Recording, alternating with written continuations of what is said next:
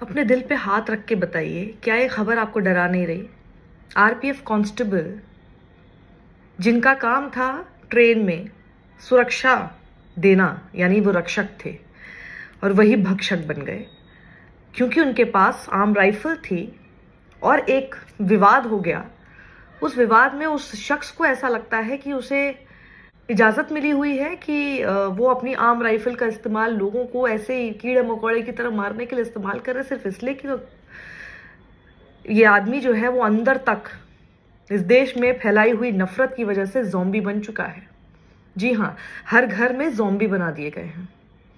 ये खबर देखिए, आप जयपुर से मुंबई की तरफ ट्रेन जा रही थी 2 घंटे की दूरी पर, अभी बस मुंबई से 2 घंटे की दूरी पर ही अभी थे कि उस वक्त अपने सीनियर को भी इस आदमी ने, चेतन सिंह नाम है, हाथरस का है, गोली मार दी और ट्रेन में मौजूद 3 दूसरे पैसेंजर्स को गोली मार दी जो मुसलमान थे। और जो इनका सीनियर था एएसआई मीणा, वो तो मुसलमान भी नहीं थे। और उसके बाद जो इस शख्स ने उनको मारने के बाद बात बोली है, इस देश में रहना है तो मोदी योगी कहना है। पाकिस्तान से ऑपरेट हुई हमारी मीडिया, यही मीडिया कवरेज दिखाई पता चल रहा हूँ, सब पता चल रहा है, आखा देखा पता चल रहा है ये क्या कर अगर वोट देना है, अगर हिंदुस्तान में रहना है, मैं कहता हूँ मोदी और योगी एक दो है और आपके ठाकरे। ये अपने आप में पूरा सार है इस बात को बताने के लिए कि इस देश में जो नफरत, जहर फैलाने वाली राजनीति इस वक्त की जा रही है, ये सब उसका परिणाम है। और सिर्फ चेतन सिंह अकेला इन लोगों के मर्डर का दोषी नहीं है। इस देश की वो गोदी मीडिया जो दिन भर सिर्फ हिंदू मुसलमान करके जहर फैलाती है, नफरत परोसती है, एक दूसरे को लड़ाने का काम करती है, देश में उन्माद फैलाती है, उसके ये जो गोदी एंकर हैं नफरत से भरे हुए, ये लोग आप लोगों को ज़ॉम्बीज बनाने का काम कर रहे हैं।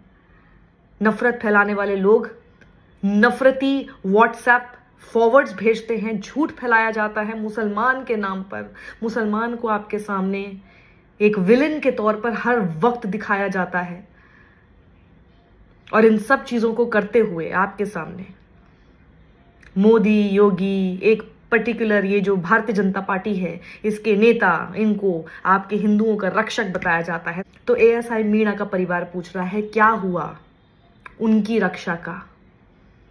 समझ में आया आप लोगों को कुछ, या सिर्फ इसी तरह से सिर्फ आंख बंद करके घूमते रहेंगे? अगर इस देश की सुरक्षा के लिए सबसे ज्यादा खतरनाक कोई है इस वक्त, वो है ये गोदी media, WhatsApp, fake news spreaders. और ये फेक न्यूज को फैलाने वाले भी खुद ये गोदी मीडिया के लोग हैं।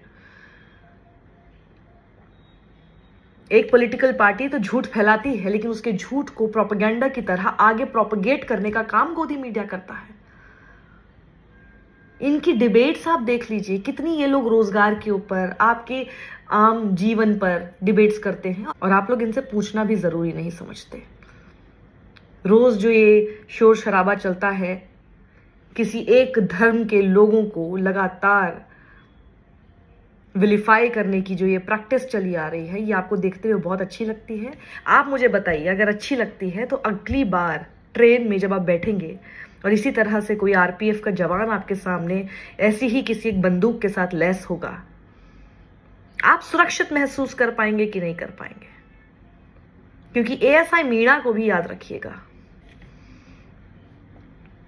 अभी तक ये बात साफ नहीं है, लेकिन ये कहा जा रहा है, क्योंकि इंडियन एक्सप्रेस से बात करते हुए रेलवे ने ये बोला है कि समझ में जो पता चला उनको ये कि आपस में इन लोगों की कुछ आर्ग्यूमेंट हो गई कम्युनिटीज को लेकर, और कम्युनिटीज को लेकर जो आर्ग्यूमेंट हुई उसके बाद वो आदमी ने आपा खो दिया, और ये तो दिमागी तौर पे ठीक नहीं है। तो दिमागी तौर पे अगर ठीक नहीं था तो ये रेलवे प्रोटेक्शन फोर्स में आखिर कर क्या रहा था, अगर इसका दिमाग ठीक नहीं था? आप सोचिए, अब इसको सिर्फ अदर वे राउंड करके देख लीजिए। इसी आदमी का नाम चेतन सिंह ना होके अगर कोई मुस्लिम होता है तो अभी तक तो इसको आतंकी करार दिया जा चुका होता है, इसके ऊपर यूएपीए, एनएसए सब कुछ लग चुका होता, और इसके नाम पर लगातार गोदी मीडिया आपके सामने इतने डिबेट्स करके पूरे धर्म को ही आतंकी करार दे चुका होता। 12 साल हो गए थे इसे सर्विस में। छुट्टी 12 दिन की छुट्टी लेकर ये वापस आ रहा था और 12 राउंड गोली इसने चलाई है अपनी आर्म राइफल से और 10 राउंड गोली चली है एएसआई मीणा की रिवॉल्वर से, उनकी पिस्टल से। पीड़ितों के नाम कुछ इस तरह हैं: एएसआई टीकाराम मीणा, अब्दुल कदीर, असगर काई, ये तो बेचारा चूड़ी बेचने वाला था वहां पे, और एक और शख्स का नाम अब सामने आ गया है, वो भी मुसलमान ही है। क्या हासिल हुआ? और उसके बाद जब इन लोगों को मार दिया उसने, उसके बाद इसने कोशिश की उतर के भागने की भी। इसने जो चेन होती है अलार्म चेन, उसको खींचा और उतर के भागने की इसने कोशिश की, लेकिन बाद में इसने सरेंडर कर दिया पुलिस के पास जाकर।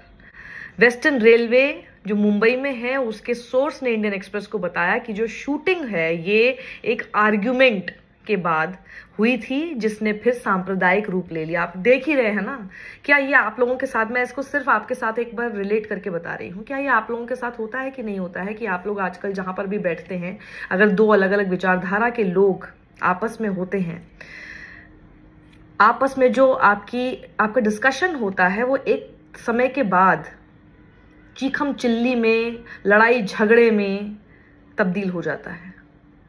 क्या ऐसा होना चाहिए था? पहले भी political parties, same political parties रही हैं इस देश में, लेकिन कभी भी हमारी चर्चाएं इस तरह नहीं होती थी कि हम एक दूसरे से लड़ाई झगड़े कर लें सिर्फ विचारधारा के नाम पर।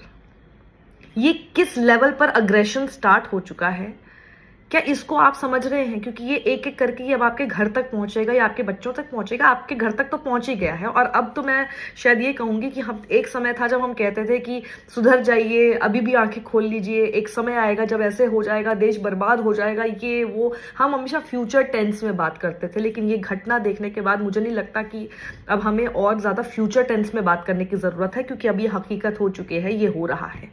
9 साल तो हो ही चुके हैं, 10वें साल में चल रहे हैं, और उसके बाद एक पूरे साल में अब इलेक्शन है। और भी ज्यादा खराब स्थितियां, और भी ज्यादा नफरत फैलाते हुए आपको बहुत लोग दिखाई देंगे। माहौल और खराब होगा। सबसे ज्यादा उसमें भूमिका निभाएगा ये गोदी मीडिया, हिंदू मुसलमान करने में कोई कसर नहीं छोड़ेगा। तो ये तो हो गया है, अब क्या? तो आपको हम बताते थे कि जब होगा तो क्या होगा, जब हो रहा है तो ये हो रहा है। ट्रेन में खुलेआम गोलियां चल रही हैं। हम इतने असहिष्णु हो गए हैं कि हम अगर कोई एक डिस्कशन भी करते हैं, कोई चर्चा भी करते हैं, उसमें एक दूसरे के ऊपर गोलियां चला देते हैं।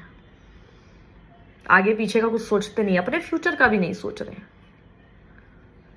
यहां तक ये राजनीति, ये घटिया घिनौनी राजनीति हमारे देश को, हम लोगों को लेकर आ गई है, और आगे न जाने कितना और बद से बदतर बनाएगी देश को ही नहीं, हमारे जीवन को भी।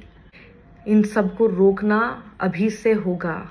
व्हाट्सएप पर नफरती व्हाट्सएप फॉरवर्ड्स, किसी पार्टी के पॉलिटिकल एजेंडा जब चलाए जाएं किसी के भी द्वारा, उसे उसी वक्त रोकिए, टोकिए, बंद कराइए।